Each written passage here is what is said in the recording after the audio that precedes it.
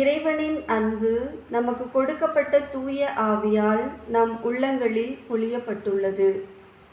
தந்தை, மகன், தூய ஆவியாரின் பெயராலே ஆமேன். அன்பு சகோதரிகளே, இன்றைய நவநாள் ஜெபத்தின் 7ஆம் நாளில் நாம் தியானிக்கப் போவது தூய ஆவியார் இறைவனின் வரங்கள், கனிகள் ஆகிய கொடைகளுக்கு ஊற்றானவர் என்ற ஆழமான உண்மையை பற்றியே. தண்ணீர் இல்லாமல் மரம் கனியளிக்க முடியாதது போல தூய ஆவியார் இல்லாமல் நம் ஆன்மீக வாழ்க்கை பலனளிக்க முடியாது. தூய ஆவியார் நமக்குள் செயல்படும் போது அன்பு, சமாதானம், பொறுமை, இரக்கம், தாழ்மை போன்ற கனிகள் நம் வாழ்வில் வெளிப்பட தொடங்குகின்றன. உலக மக்கள் பலர் இன்று அமைதி இல்லாமல், அன்பு இல்லாமல், உறவுகள் உடைந்து வாழ்கின்றனர். காரணம், அவர்கள் இறைவனின் ஆவியால் வழிநடத்தப்படாத வாழ்க்கையே வாழ்கின்றனர். ஆனால் தூய ஆவியார் நம்முள் வந்தால் நாம் புதுப்பிக்கப்படுகிறோம். கோபமுள்ள மனம் அன்பாக மாறுகிறது. பயமுள்ள இதயம் தைரியமாகின்றது. சுயநலமான வாழ்க்கை சேவையான வாழ்க்கையாக மாறுகிறது. அதனால்தான் தூய ஆவியார் இறைவனின் அருள்களுக்கும் வரங்களுக்கும் ஆன்மீக கனிகளுக்கும் ஊற்றாக இருக்கின்றார். எனவே இந்த அருளினையும் வரங்களையும் நாம் மிகுதியாக பெற்றுக்கொள்ள இந்த வாசகத்தோடு இணைந்து இறைவனில் நிலைத்து பலனளிப்போம். தூய யோவான் எழுதிய நற்செய்தியிலிருந்து வாசகம். அதிகாரம் 15, இறை வார்த்தைகள் 4 முதல் 5 வரை. நான் உங்களோடு இணைந்து இருப்பது போல நீங்களும் என்னோடு இணைந்து இருங்கள். கொடி திராட்சை செடியோடு இணைந்து இருந்தாலன்றி தானாக கனிதர இயலாது. அதுபோல நீங்களும் என்னோடு இணைந்திருந்தால் அன்றி கனிதர இயலாது. நானே திராட்சை செடி, நீங்கள் அதன் கொடிகள். ஒருவர் என்னுடனும் நான் அவருடனும் இணைந்திருந்தால் அவர் மிகுந்த கனி தருவார்.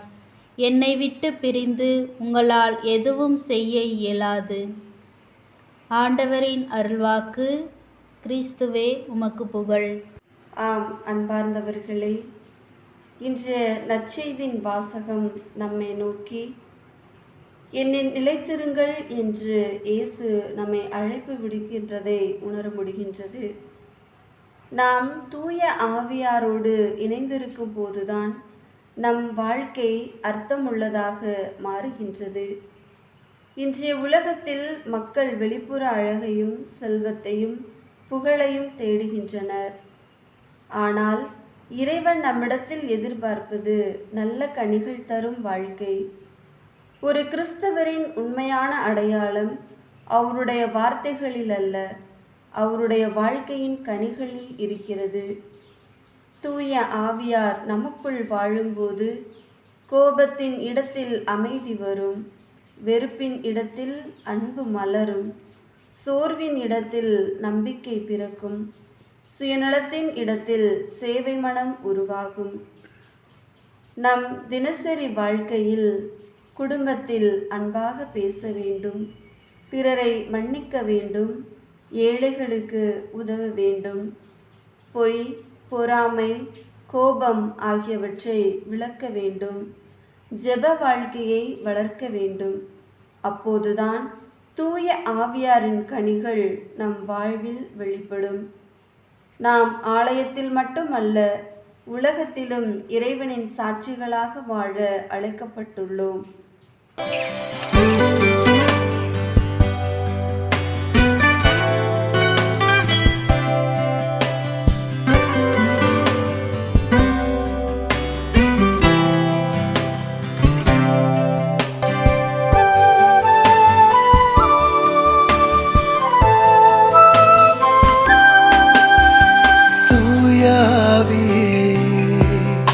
என்னை தேற்றும் ஆவியே, கிறிஸ்து ஆவியே, என்னை மீட்க வாருமே. உயிர் தாருமே உடன் வாருமே உமதாகவே இவ்வுலகம் உமதாகவே.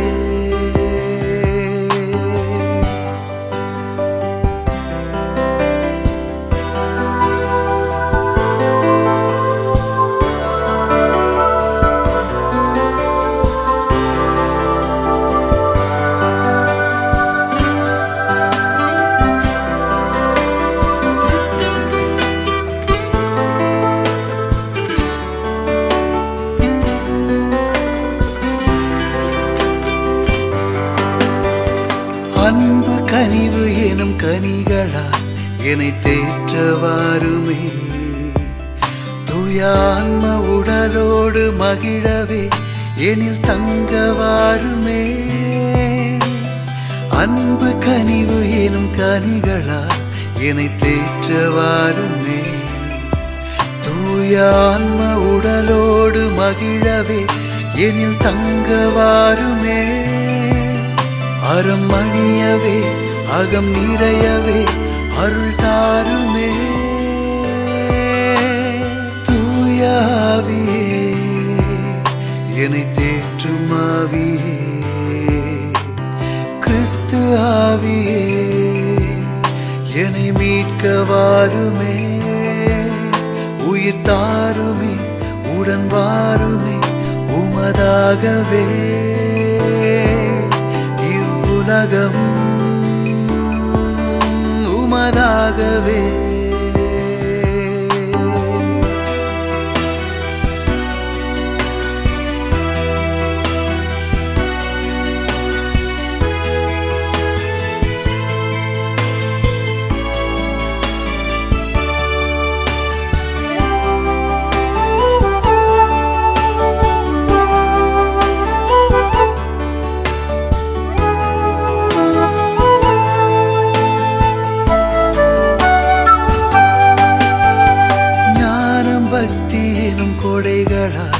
என்னை நிரப்பவாருமே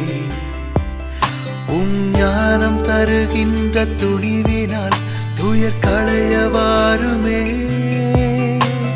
ஞானம் பக்தி எனும் கொடைகளால் என்னை நிரப்பவாருமே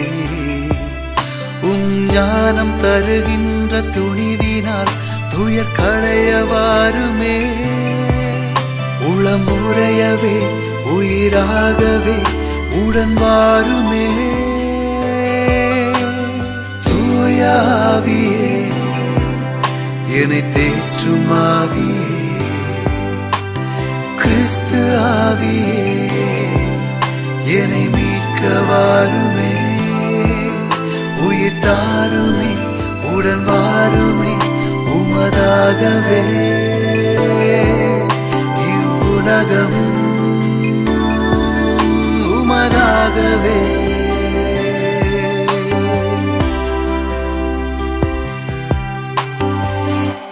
இறைவார்த்தை அன்பு செயல்கள் ஆகியவை நம் வாழ்க்கைக்கு ஆன்மீக தண்ணீராக இருக்கின்றன என்பதை உணர்த்தும் சிறிய ஒரு கதையினை உங்களோடு பகிர்ந்து கொள்கிறேன்.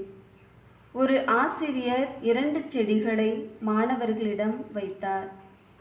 ஒன்றிற்கு தினமும் தண்ணீர் ஊற்றப்பட்டது, மற்றொன்று கவனிக்கப்படவில்லை.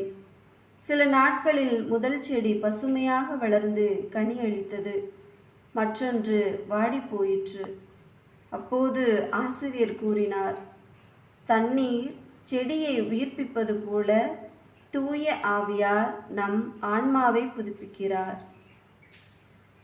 ஆம் அன்பார்ந்தவர்களே, ஜெபம், இறைவார்த்தை, அன்பு செயல்கள் இவை நம் வாழ்க்கைக்கு ஆன்மீக தண்ணீராக இருக்கின்றன. இன்றைய நவநாளின் மைய பொருளான ஆவியின் கனிகள், வரங்கள் நமக்கு கொடையாக கிடைப்பதற்கு இவை உறுதுணையாக இருக்கின்றன.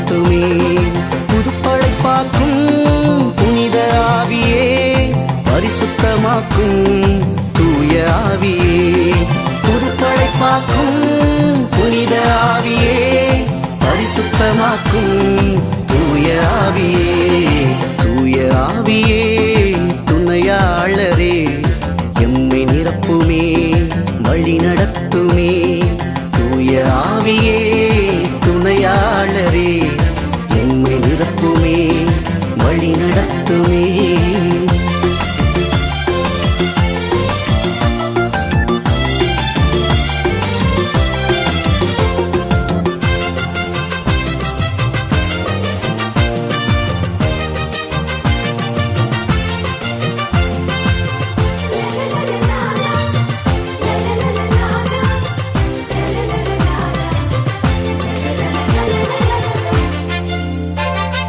வரங்களாலும் கொடைகளாலும் நிரப்பிடுமே, வரங்களாலும் கொடைகளாலும் நிரப்பிடுமே, வல்லமையின் சாட்சியாய் எம்மை மாற்றுமே, வல்லமையின் சாட்சியாய் எம்மை மாற்றுமே, புதுப்படைப்பாக்கும் புனித ஆவியே, பரிசுத்தமாக்கும் தூய ஆவியே, புதுப்படைப்பாக்கும் புனித ஆவியே, பரிசுத்தமாக்கும் தூய ஆவியே, தூய ஆவியே துணையாளரே, எம்மை நிரப்புமே வழி நடத்துமே, தூய ஆவியே துணையாளரே, எம்மை நிரப்புமே வழி நடத்துமே.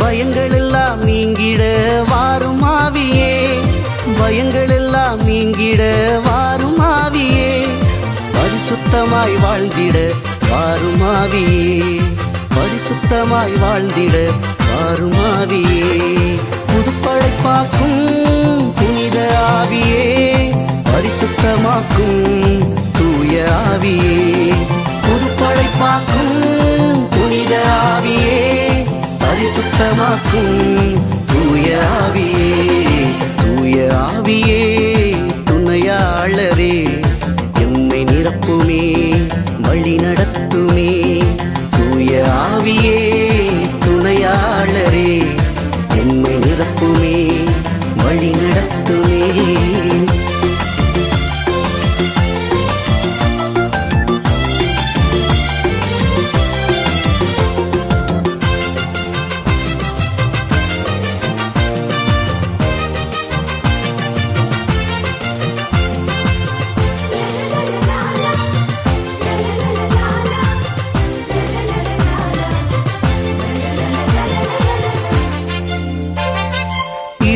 ஆட்சி மறைந்திட வாரும் ஆவியே, இருளின் ஆட்சி மறைந்திட வாரும் ஆவியே, இறையாட்சி மலர்ந்திட வாரும் ஆவியே, இறையாட்சி மலர்ந்திட வாரும் ஆவியே, புதுப்படைப்பாக்கும் புனித ஆவியே, பரிசுத்தமாக்கும் தூய ஆவியே, புதுப்படைப்பாக்கும் புனித ஆவியே, பரிசுத்தமாக்கும் தூய ஆவியே, தூய ஆவியே துணையாளரே, எம்மை நிரப்புமே வழி நடத்துமே, தூய ஆவியே துணையாளரே, எம்மை நிரப்புமே வழி நடத்துமே, புதுப்படைப்பாக்கும் புனித ஆவியே, பரிசுத்தமாக்கும் தூய ஆவியே, புதுப்படைப்பாக்கும்